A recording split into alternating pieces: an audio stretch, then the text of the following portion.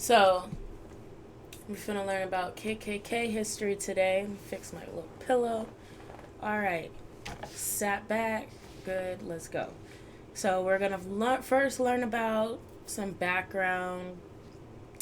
We all know that KKK stands for Ku Klux Klan. Oh, excuse me. Okay. So, they first got their name from the Greek word kuklos, which sort of means like band, group, circle, whatever. And they took kuklos and they added clan to it because most of them were Scottish and Irish descent. So then you get Ku Klux Klan, and they changed the clan to a C for aesthetics, for racist aesthetics. So now you have the Ku Klux Klan, and that's where the name came from. So these people were not Southern hillbillies. They were white middle class. They were not lower class. They were not upper class. They were middle class. They were doctors. Not doctors. They were like, yeah, honestly, they were doctors. They were doctors. They were like blacksmiths, like blue collar workers, like people who work every single day. They have to work every single day, and they have good jobs, good trade jobs. But yeah, that there's this common misconception that the Klan were a bunch of Southern hillbillies, rednecks. Like, no, they were very well versed in education, politics, all this other stuff, which is why they had such a huge influence from their first. I think when did the Klans first start? What was it 18 something 18? Anyways, the mid 1800s. After the Civil War. So yeah, so you have basically three different eras of the Klan that we'll get into. So the Klan was started by a couple ex-Confederate soldiers, namely Nathan Bed Forrest, and these I'm sure we've all heard about the party switching platforms. The Democrats were for slavery back then, and the Republican Party was formed to get rid of slavery. We know it's not. That's not why the Republican Party was formed. But that's what they like to teach us in school, that the Republican Party was formed to get rid of slavery. And like, girl, do you think that's why the Republican Party was formed? You probably still believe in Reformation and how that can help our country and help black people. So basically, when it was first started, it wasn't necessarily a strong military force. Like, it wasn't so militant as we know the Klan to be today. It's first started off as like a little fraternity. It would play like tricks and jokes on black people, scare them and all this other stuff, because they were free and they wanted to uphold the ideals of slavery. So that's why the Klan was first started. It wanted to combat the Republican Party's Reconstruction plan as well. So it would also not only scare black people, but Republican Party and people who oppose slavery as well. So there are actually a couple presidents who were in bed with the Klan. I know Warren G. Harding was one. President Woodrow Wilson actually resegregated the federal agencies, and he showed the first ever film at the White House. And you know what that film was? D.W. Griffith's A Birth of a Nation. That was the first ever film shown at the White House, fitting for a name of a house called the White House. So there's actually, the opposition came from the Democrats during the Civil Rights Act of 1964. Pretty sure they filibustered that for like 70 plus days. So basically we could see how both parties, sorry, I keep yawning. I just woke up from a nap. It's like 8 something. But basically we can see that both parties failed African Americans in this country. And continues to fail them to this day, if that. So, The Birth of a Nation was a silent film. Um, it was adapted from the 1905 novel and play The Klansman by Thomas Dixon Jr. And this movie was first released in 1915. And that's where you see the Klan donning their famous white robes and white pointy hoods. Um, and basically, it portrayed black people as animals, and it portrayed them as ruining the white race, as tainting the white race. Um, Basically, that they are going to marry and prey on their white women, and so this is where you get that Western chauvinistic vibe from. We need to protect our women, uphold our white women, all this other stuff. So, um, and a guy actually organized protests at the screenings of Birth of a Nation, which is amazing and brave because, girl, people don't even come protest today, and you got motherfuckers protesting active Klansmen back then. Oh God, we are doomed in this country. But his name was William Monroe Trotter, and he would actually organize protests at the screenings of this movie. So that's a little background about the Klan. So I guess now we can go into the first era of the Klan, which was Reconstruction. So this was 1865, directly after the Civil War, when the Republican Party introduced this Reconstruction bill in order to help, not necessarily help the South, but make sure that the South is built back up in a way that the Republican Party wants it to be built back up. So they called the Klan the Invisible Empire of the South because their numbers quickly grew and their membership quickly spread, and you would just have just Klansmen in the background of everything, of every single thing in this time period, and you just knew the Klan was there. And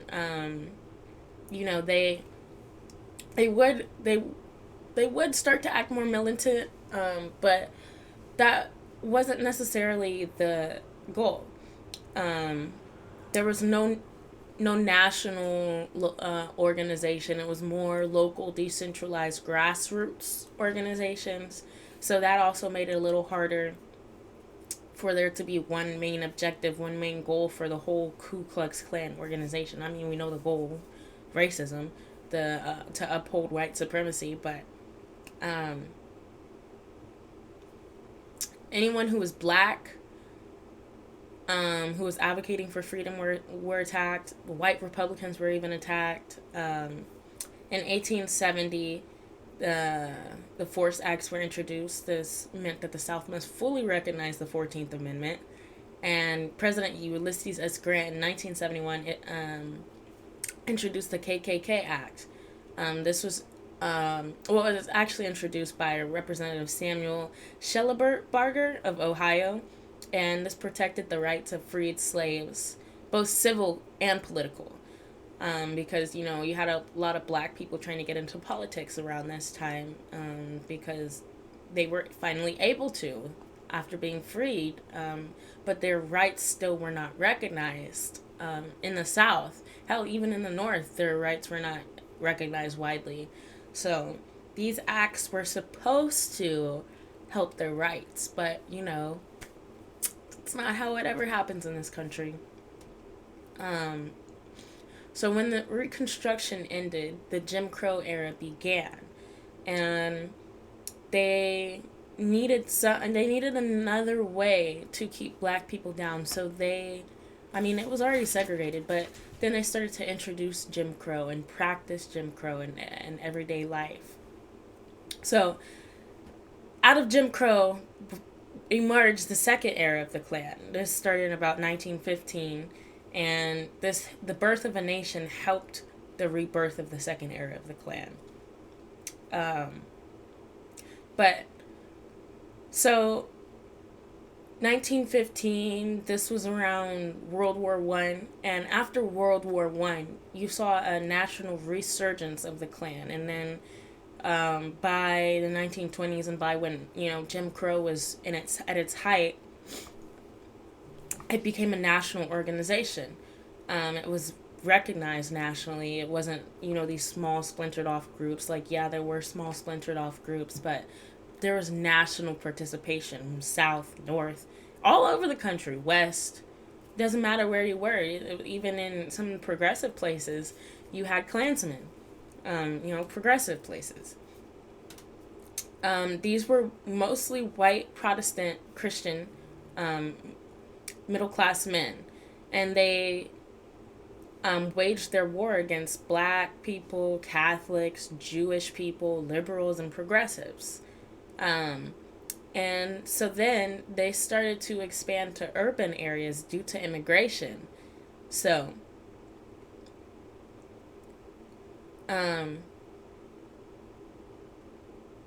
so basically, you have the Klan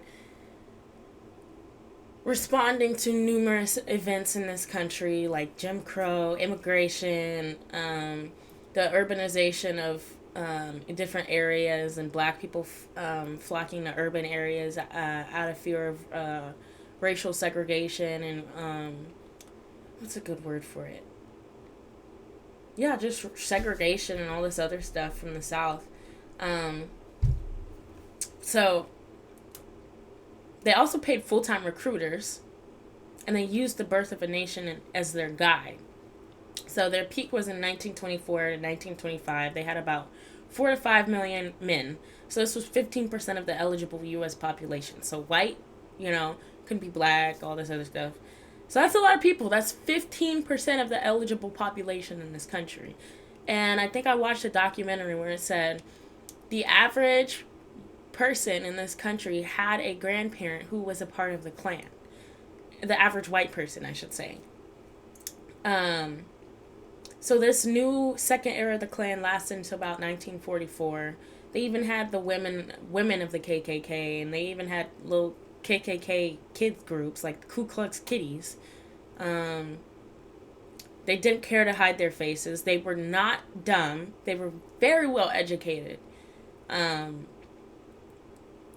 So after this little resurgence they had after World War I and the birth of a nation, they were nearly defunct for half a century. And so this is when, not after, excuse me, I keep yawning. So, you guys know Stone Mountain, Georgia, lighting the cross. So this is when it became normal again during Reconstruction. So, Calvin Coolidge opposed the Klan. And so you had presidents who opposed the Klan and presidents who were in bed with the Klan. Like, I'm going to plug a KKK. Actually, I don't even want to plug a KKK documentary. I want everybody else to go look for it themselves. Just search on YouTube KKK documentaries, and there's a lot of valuable information out there. So they had flag ceremonies, they had naturalization ceremonies, parades, charity drives, outreach. They had the public's eye. So they knew what they were doing. So pay attention to how these hate groups now and these political organizations, they do outreach and they do mutual aid, what we do, what our leftist organizations do, because they're trying to implant their seeds into the new generations, so they can still spread that hate, you know what I'm saying? Religion wasn't as big as a standpoint in the first Klan as it was in the second Klan, so that's why they took such a hard stance against Jewish people and Catholics. Basically anybody who wasn't Christian, they disagreed with. So, apologies for my yawning again. Oh, I forgot to mention. So you see this picture. It's right here. This one. That is at a Klan march in D.C. And 50,000 KKK members went there. And they couldn't hide their faces. They said, if you want to march in D.C., you can't hide your faces. They didn't care to hide their faces. So there are some things that also occurred during this time, like the lynching of Leo Frank. I think there's a Jewish radio host, his name was Alan Bergman, I think, who also was killed by the Klan. So let's get into the third era of the Klan. So this was when the Klan sort of splintered off into smaller groups, smaller factions with different ideologies, and the infighting became more normalized. So in 1944, the Klan was disbanded by the Imperial Wizard James A. Colescott due to IRS liability. So this is where we need to focus on, and where we can focus on in this new day and age, is you hit them in the pockets, and that's what they did with these lawsuits and all this other like the IRS, the lawsuits. This is what made the Klan disband, because they became broke. They owed so much money, all this other stuff. And like we now seen that Charlottesville, they got sued, their organizers, for that thing. So that's where we could hit people in their pockets, because people don't have an unlimited amount of money. They might have an unlimited amount of hate, but once that money goes away, you go get real quiet. So in 1946, the Klan was reestablished by Samuel Green. He wanted to rebuild and regain smaller factions, and he wanted to absorb those. So, you know, the Klan, you have the Klan, they're killing black people and all these other stuff. But the FBI only decided to look into the Klan after JFK was assassinated. So that just is telling to what the real important issues are in this nation. So smaller groups sort of adopted the KKK name and had no relation to the KKK or anything like that. But they still had the name, the KKK. Like, if you look up some of these hate groups back in the time, like the Knights of the Ku Klux Klan, they became sort of like a faction, like a little splintered off group of the KKK. So then also during these times, the bombings and lynchings of black neighborhoods and black people were very common. They even called Birmingham, Alabama, Bombingham, because of how many black neighborhoods were bombed during this time. I'm not going to get into the whole historical discourse of the KKK. This is just an introduction video. I want people to go learn and listen for themselves the horrors that the KKK inflicted upon the black community in the South, hell, all over this country, because, groups like this still exist. And it's like, how do you still exist? Like, it's not right. Like, white is not right.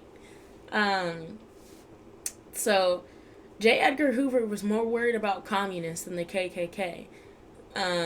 He did COINTELPRO for the KKK, but it was not as in-depth as it was for the Black Panther Party and these other leftist organizations. Like, you didn't have KKK members assassinated for their membership in the KKK. And today, Fred Hampton was assassinated in 1969, December 4th, 1969. Fred Hampton was assassinated. And these KKK members were, like, not assassinated as well. It's very telling as to what the real priorities of this country are. So, that was the third KKK. Let's get into these other hate groups. So, let's start with the Knights of the Ku Klux Klan. That was founded by David Duke in 1960 in South Bend, Indiana. You had the Church of the KKK. It was a response to the Civil Rights Movement. James R. Venable was the Imperial Wizard from 1963 to 1993. They would try their absolute best, their absolute hardest to have some of these rallies and just events, and they would just have embarrassing numbers, or they would just get run out of town. And so, yeah, so they would just be embarrassed during this time, and they would still try to have their little rallies and cross burnings and all this other stuff. So that's basically a little bit of history about the Klan. There actually used to be the Klan here in Stanislaus County and all these other counties, San Joaquin County, Fresno County. You see this right here. You see the Knights of the Ku Klux Klan clavering of Fresno, California. This was in the 80s. There was actually a Klan meeting in 2009 that a San Joaquin sheriff's deputy rolled up on. And in the 60s, this happened in Chowchilla and Merced County as well. Oh, sorry, I said San Joaquin County. I meant Merced County that he rolled up on. There was a 1981 Klan rally planned in Merced. There's the state of Jefferson. If you don't know what that is, go look it up. It's mainly in the northern part of California. In the 80s, they still had Klan meetings. I'm probably still quite sure they still have Klan meetings at these parks. At the King Kennedy Center in Modesto and Whitmore Park in Ceres. And then you have a couple of Klan leaders still in the area. I don't know if they're still alive today, but they were, grand dragons and wizards and all these other stuff. So there's a lot of sinister history in this country that people don't want you to know, and which is why we need to go teach ourselves the history of this country, because they don't want you to know the true history. This country has secrets it wishes to hide, and they would rather die holding those secrets in than telling them out to citizens like it should be. It needs to be taking care of her citizens. This country is not taking care of her citizens. It's only taking care of the white citizens who have money at that. Because you don't give a fuck about white poor citizens. We all have a level of privilege in this country. So, no, check your privilege regardless of who you are. Okay, because we all have some sort of level of privilege. But that's it for my video. Thank y'all for listening.